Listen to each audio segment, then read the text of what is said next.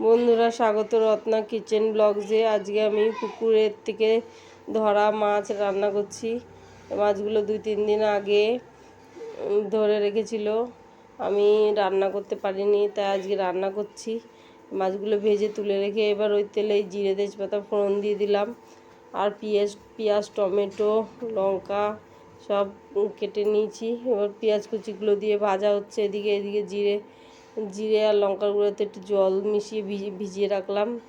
এবার চেরা কাঁচা লঙ্কা টমেটো দিয়ে লবণ দিয়ে ভালো করে ভেজে নিচ্ছি। এবার মশলাটা ভিজিয়ে রেখেছিলাম সেটা দিয়ে দিলাম, ভালো করে কষিয়ে নিচ্ছি। এবার হলুদ গুঁড়ো দিয়ে দিচ্ছি সামান্য পরিমাণে। দেখো মশলাটা কষানো হয়ে গেছে, এবার জল দিয়ে দিচ্ছি। বেশি ঝোল করব না, মাখা মাখা ঝোল করব। এই যে মাছগুলো দিয়ে দিলাম, দিয়ে কিছুক্ষণ ফুটলেই রেডি। এবার সামান্য পরিমাণে গরম মশলা গুঁড়ো দিয়ে দিলাম। দেখো আমার মাছ রান্নাটা রেডি। খেতে এটা অপূর্ব হয়েছিল। ধন্যবাদ।